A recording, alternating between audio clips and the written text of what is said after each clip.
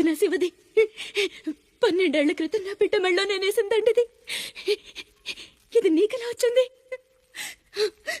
చెప్పు, దొరికిందా? దొంగతనం చేసావా?